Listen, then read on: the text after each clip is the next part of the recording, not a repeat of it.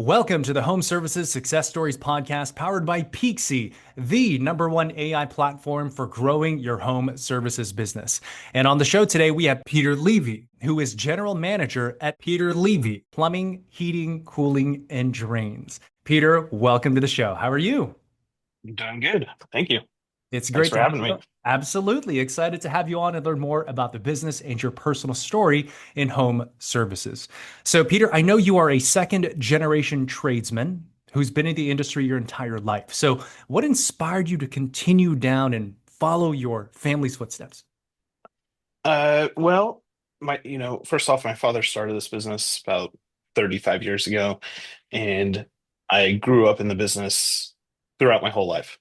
Some of my earliest memories were, riding in the truck with him, working summers when I wasn't in school, and then once high school finished for me, the idea of college didn't really appeal to me at that time, so I decided to jump in and start working full time. Okay. And did you have like a natural affinity for it? Because some second generation folks, they kind of like leave the business and don't like it because they're kind of assumed into it. Or did you enjoy the work itself? I I did enjoy the work. I liked working with my hands. There's a certain camaraderie with working with guys outside, and you can't really get that anywhere else. Okay. And give us a little bit about the founding story. Like, why did your father start this business in the first place? That's probably a question best for him, but he would say that he was just tired of working for other people and didn't agree with decisions that people above him were making, and he wanted to be his own boss.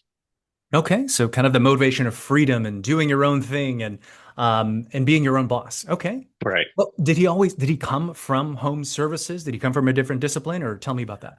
No, he was working as a plumber at a few different companies, and he had done that for several years before he starting his own business. Gotcha. Okay. Well, you yourself have been in the industry for, I think, 15 plus years, specializing in plumbing, HVAC, and also underground construction. So, having done it for all this time, what keeps you motivated? Why are you still inspired to do the thing that it is that you do? At this point now in my career, it's really about the people. I really enjoy working with the group of people that I get to see every single day. Um, at the beginning, it was probably the mechanical aspect of plumbing and heating. Uh, but nowadays, it's more just about showing up for the people, and uh, yeah. Okay. Well, tell us about your people. What do you think makes your team stand out when they listen to this, right? So, what do you think makes them unique and great within home services and just to work with? Uh, you know, what makes our people different is their dedication to their job. They show up every single day ready to serve the customer the best they can. The teamwork aspect of it, we have a really good team environment. So everyone is here to support each other.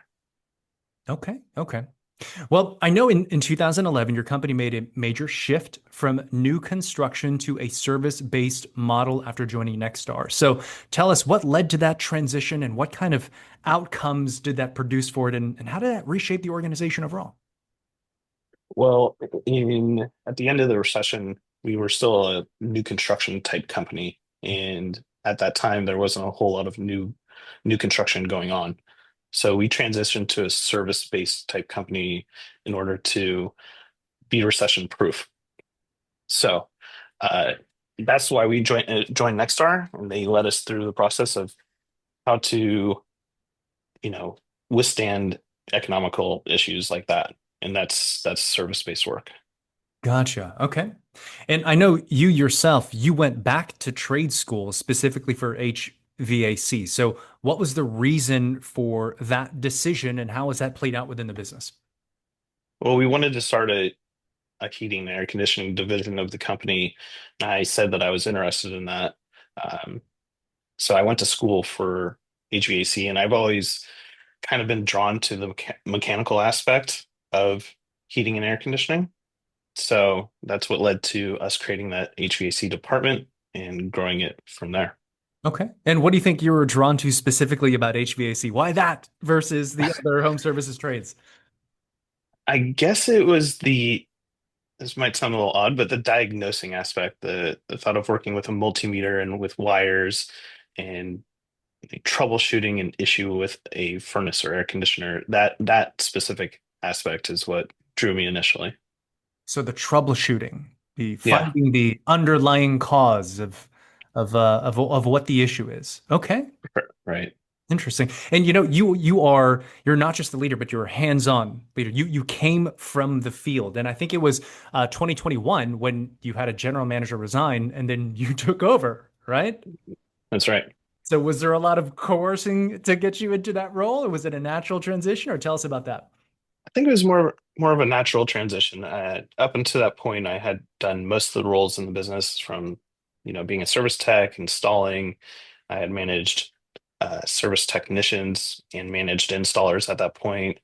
And then at the end of 2021, when our general manager had resigned, my father and I interviewed a few different people, didn't really like him, and I came to him and just said, it's time for me to take a stab at this.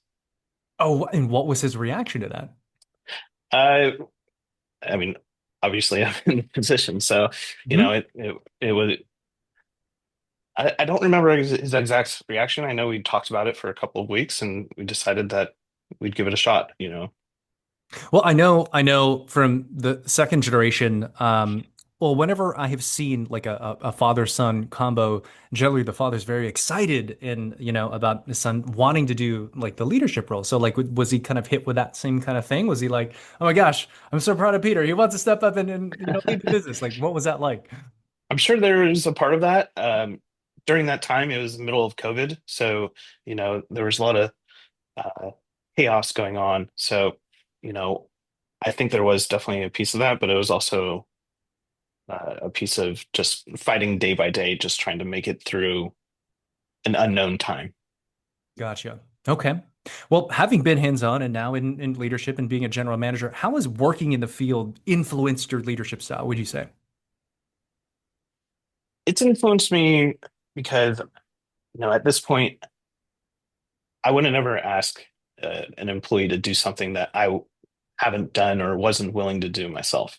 I think there's a lot of general managers these days that don't come from the trades and they don't know the work that goes into these houses every single day where I do. I've been there. I've been in the trenches and underneath the house with the ductwork and I know what it's like to be those guys out in the field.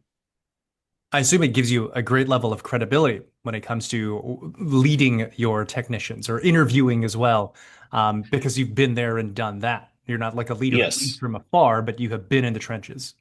Although most of my employees now have never seen me turn a wrench. So, Okay. you know, Well, they'll be excited to hear the story then and to know for sure and hearing it directly from the source. So I know another kind of pivotal aspect to your story is that in 2019 you acquired another company and integrated it into the business. Tell us a bit about that. yeah, so that was an exciting time. Did not come without its challenges. Whenever you come into a business that has its own company culture, its own way of doing things, and you try to change or tweak things about it, doesn't always go according to plan. But we we made it successful. We actually ended up changing that company's name into Peter Levy Plumbing, and we still have an office that's in that area today, and it's doing well. What was it about that particular business? What's the new capability that it gave you when you acquired? A new market. Hmm.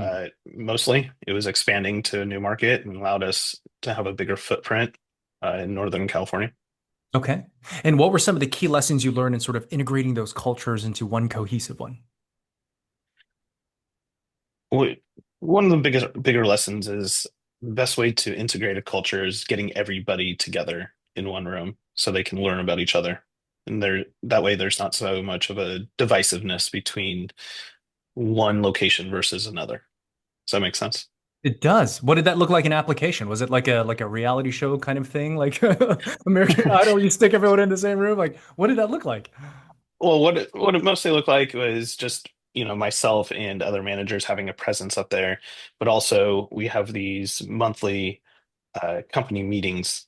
And at that time, we were doing weekly company meetings. So every single week, we'd get everybody together in one room to where we can have a breakfast. We talk about some broader company ideas, and then all the employees can, you know, mingle with each other. So physically in the same space, not like a virtual town hall or something like that. Yeah, it was physical when we could, when, Hmm? those COVID conditions would allow us to. Got it. Okay. So really bringing people together, ideally into a physical space and really forging relationships and getting to know one another, building trust with one another and integrating that way. I think that's a And good point. And also the regularity of it. Like it wasn't a right. one-time thing, but it was a constant process that you built into the culture. So I know something that Peter Levi actually has quite publicized on your website is that you have often said it's real relationships that set your company apart. So what does that mean and how does that show up in the business? Shows up where we intend to build a relationship with every single customer. Um, and within the community, we do a lot of community sponsored events, but it's really about building that relationship with the customer to where they become a customer for life. So that's where that shows up. And what we try to do is just build that relationship with every single customer to where they call us back every single time. And what do you do uniquely different than other home services organizations to build that trust, to build that relationship? Let's say a prospective customer is listening right now. What do you do to earn that trust? What we do is we make sure that we answer the phone. We come out when we say we're going to come out. If we have to reschedule, we are accommodating to that person's schedule if we have to make that reschedule. Once we show up, we make sure that our truck is parked okay. We're wearing shoe covers inside the house. We present options so the customer has different different avenues of how they can fix their problem. And once we do that, we execute the solution and make sure that they don't have that problem again inside their home. Okay. So really quality, care, listening to the customer. You mentioned giving them options, so giving them control in the process. So all those really details to really improve the customer experience, right? That's right. Okay. And I know that just the fact that you are on the show right now, you are forward thinking when it comes to technology and also innovation. So you are a customer of Peakzi. So tell us, what has been your experience working with Peakzi and how has it helped benefit the business? The experience we've had, so about this time last year, my marketing manager and myself were scratching our heads saying, how do we become relevant in a new AI space? We didn't understand how ChatGPT or Gemini or any of these other platforms worked, and we didn't understand when we type in something like plumber near me, how come we weren't showing up all the time? And that's when we reached out to Peakzi, and they have been able to help us establish an AI footprint to where we now are ranking in those searches. Interesting. An AI footprint. So visibility when it comes to AI search specifically. Right. Got it. I know it's got some other kind of features to it, like looking into the market insights and different marketing things and hiring. Have you played at all with any of those other features? Yeah. So one of the features that we've been testing out recently is recruiting. They have a recruiting aspect that they have just started. Um, so we're testing that out right now. The other part was the marketing that you mentioned. They are able to provide us with some new um, list of houses that we would be able to target uh, to provide our services. Interesting. So targeted strategic search based on your Right. capabilities and strengths. Okay. Tell me about the recruiting piece. What kind of edge does it give you? Why is it not just a just a jobs platform or something like that, you know? Well, they have their own recruiter now. So they actually will go and recruit on our behalf. Hmm. Uh, that is less expensive than a traditional headhunter. They also provide us a list with potential technician names that we can then look at their profile and see, would this technician be a right match for our company? And then we also can reach out to technician. Interesting. So actual specific individuals, and since it's AI, I'm sure it's doing its AI thing to kind of like intensify the quality and also the match. So, well, Peter, anything else to share about Peakzi before we kind of close out here? We've just been enjoying the partnership. They've helped us out, and we look forward to whatever they're coming up with next. Yeah, well, anything else that comes to your mind when it comes to anything that you'd like to share about the brand? What is your message to our audience from your business? Message that we want to put out there is that we we're here striving to do great work for our customers. We want to attract the best employees, and we are on our path to doing that. All right. Well, certainly it's been great to learn about your story. You are truly a home services leader. You wouldn't be on the show if that wasn't the case. And it seems like you've got a tremendous track record, commitment to excellence, and it's really, really, really great to know you and also learn about the brand. So close us out. Tell us what's your website, what's your social handle, how do folks connect with you? Well, our website is peterlevyplumbinginc.com or callpeterlevy.com.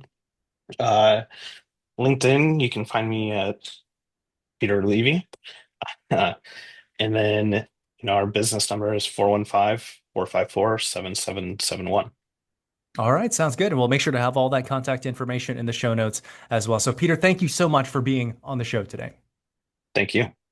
And that is it for today's episode. Thanks for tuning in, and we'll see you next time on the Home Services Success Stories podcast powered by Peakzi, the #1 AI platform for growing your home services business.